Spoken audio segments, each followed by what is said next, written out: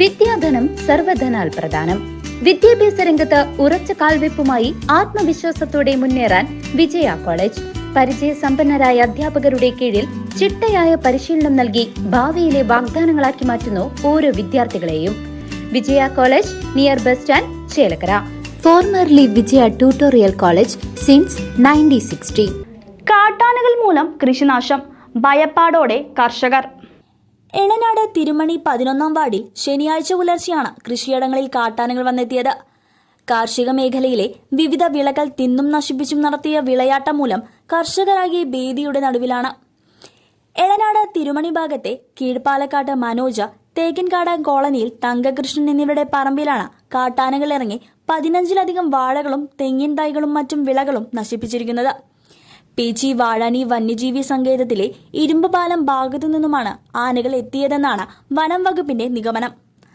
കർഷകനായ തങ്കകൃഷ്ണൻ കൃഷിയിടത്തിൽ കാട്ടാനകൾ എത്തിയത് മൂലമുള്ള ദുരിതം വിവരിക്കുന്നു. എൻ്റെ പറമ്പിലാണ് ആന ഇറങ്ങിയിരിക്കുന്നത്. പക്ഷെ ഇതിനു മുമ്പൊന്നും കാരണന്മാരായിട്ട് ഇവിടെ കുടിയേറി പാർത്തവരാണ്. ആ കാലഘട്ടങ്ങളിലൊന്നും ഇങ്ങനെയൊരു സംഭവം ഉണ്ടായിട്ടില്ല. സാധാരണ ഒരു സൗണ്ടൊക്കെ രാത്രി കാലങ്ങളിൽ കേൾക്കാറുണ്ട്. ഈ പന്നി, മാന അതൊക്കെ പറമ്പിൽ കൂടെയൊക്കെ ചാടി മറിഞ്ഞു പോകും. അതുപോലെ ഈ കഴിഞ്ഞ രാത്രി പുലർച്ചെയും സൗണ്ട് കേട്ടപ്പോൾ ഒന്നും ശ്രദ്ധിച്ചില്ല. നേരം വെളുത്ത് പറമ്പിലൊന്ന് ഇറങ്ങി നോക്കാറുണ്ട് എപ്പോഴും. വേണ്ട ആ പന്നി വന്നിട്ടുണ്ടോന്ന് അത് ശ്രദ്ധിച്ച് മോളിക്ക് ഇങ്ങനെ നോക്കി നടക്കുമ്പോഴാണ് അടുത്ത എൻ്റെ ഒരു കൂട്ടുകാരൻ തൊട്ട് മലൻ്റെ അരികിൽ താമസിക്കുന്ന ശശികർണ അവൻ്റെ അടുത്ത് ഞാനിങ്ങനെ മുഖത്ത് നോക്കി വർത്താനം പറഞ്ഞിട്ട് വരുമ്പോഴാണ് ഇപ്പോൾ പുള്ളി പറയുന്നത് ആനയാണ് ഇത് വന്നിരിക്കുന്നത്, പന്നിയല്ല എന്ന്.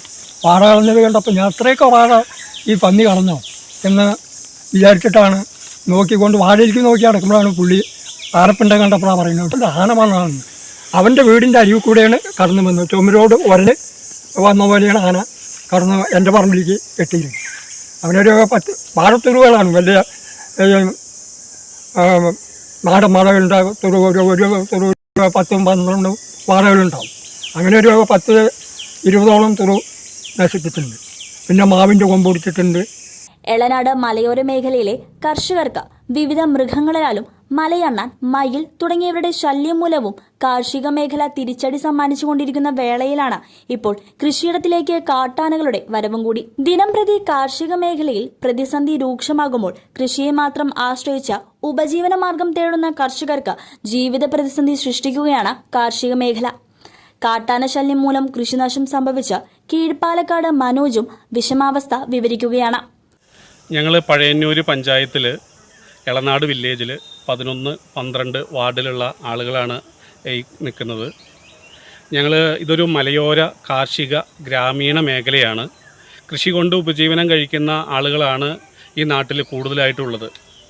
ഇന്ന് വരെ ഏകദേശം 100 വർഷത്തോളമായിട്ട് ഇവിടെ തന്നെ താമസിച്ചുകൊണ്ടിരിക്കുന്ന, പൂർവികരായിട്ട് ഇവിടെ താമസിച്ചുകൊണ്ടിരിക്കുന്ന ആളുകളാണ് ഞങ്ങൾ.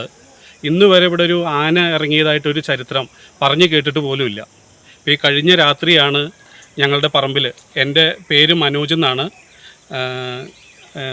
എൻ്റെ പറമ്പിലും എൻ്റെ തൊട്ടടുത്ത് കൃഷ്ണൻ എന്ന പേരുള്ള ആളുടെ പറമ്പിലും ആന ഇറങ്ങി. ഒരു ആന അല്ല എന്ന് വിചാരിക്കുന്നു, ഒന്നിൽ കൂടി ആനകളുണ്ടെന്നാണ് കരുതുന്നത്. എൻ്റെ പറമ്പിലെ തെങ്ങിൻ തൈകൾ, കവുങ്ങ്, അതുപോലെ തൊട്ടടുത്ത പറമ്പിലെ വാഴകൾ, പ്ലാവിൽ നിന്ന് ചക്ക എല്ലാം പറിച്ച് തിന്നിട്ടാണ് പോയിരിക്കുന്നത്. നാട്ടുകാരെല്ലാവരും വളരെ ഭീതിയിലാണ്. ഇന്ന് വരെ കേൾക്കാത്ത ഒരു കാര്യമാണ്. മറ്റുള്ള പല നാടുകളിലും ആന ഇറങ്ങി എന്നൊക്കെ കേൾക്കുമ്പോഴും നമ്മുടെ നാട്ടിൽ ഒരിക്കലും ആന വരില്ല എന്നുള്ള ഒരു ആശ്വാസത്തിലായിരുന്നു ഈ നാട്ടുകാരെല്ലാവരും ജീവിച്ചുകൊണ്ടിരുന്നത്. ആ ഒരു പ്രതീക്ഷ അല്ലെങ്കിൽ ഒരു ആശ്വാസം എല്ലാം നഷ്ടപ്പെട്ടൊരു അവസ്ഥയിലാണ്. എങ്ങനെ കൃഷി മുമ്പോട്ട് കൊണ്ടുപോകും, രാത്രിയിൽ എങ്ങനെ വീടിന് വെളിയിലിറങ്ങും എന്നുള്ള പേടി എല്ലാമുണ്ട്. നാട്ടുകാരും വളരെ ഭീതിയിലാണ്. ഫെൻസിംഗ് സംവിധാനം വരുന്നതോടുകൂടി ആനകളെ കൃഷിസ്ഥലത്ത് നിന്നും തുരത്താൻ ആകുമെന്ന പ്രതീക്ഷ പങ്കുവെച്ച പഴയന്നൂർ 11-ാം വാർഡ് ഗ്രാമപഞ്ചായത്ത് അംഗം നീതു ഷൈജു കർഷകർ ജാഗ്രത പാലിക്കണമെന്നും വ്യക്തമാക്കി. 11-ാം വാർഡ് തിരുമണിൻ്റെ വാർഡിൻ്റെ പ്രദേശത്ത് ആദ്യമായിട്ടാണ് ഇങ്ങനെ ഒരു ആന ഇറങ്ങിയിട്ടൊരു ഇഷ്യൂ ഉണ്ടായിരിക്കുന്നത്. ഇതുവരെ ഇങ്ങനെ ഒരു പ്രശ്നം ഉണ്ടായിട്ടില്ല. ഇപ്പോൾ ഇനിയിപ്പോൾ ഫെൻസിങ്ങും കാര്യങ്ങളും വന്നതോടുകൂടി വരുമ്പോൾ ആളുകൾക്ക് ഈ പ്രശ്നങ്ങളൊക്കെ പരിഹരിക്കാൻ സാധിക്കും. അപ്പോൾ ചുറ്റുവട്ടത്തുള്ള ആളുകളെല്ലാം ജാഗ്രത പാലിച്ചിരിക്കുക. എന്തെങ്കിലും ശബ്ദങ്ങളും കാര്യങ്ങളൊക്കെ വരുമ്പോൾ ആളുകൾ ഒന്നും കൂടി ജാഗ്രതയായിരുന്ന് ഫോറസ്റ്റ് ഡിപ്പാർട്ട്മെൻറ്റുമായിട്ട് ബന്ധപ്പെടുകയും ചെയ്യണമെന്ന് മാത്രമേ എനിക്ക് പറയാം. CCV news, Pazhayannur.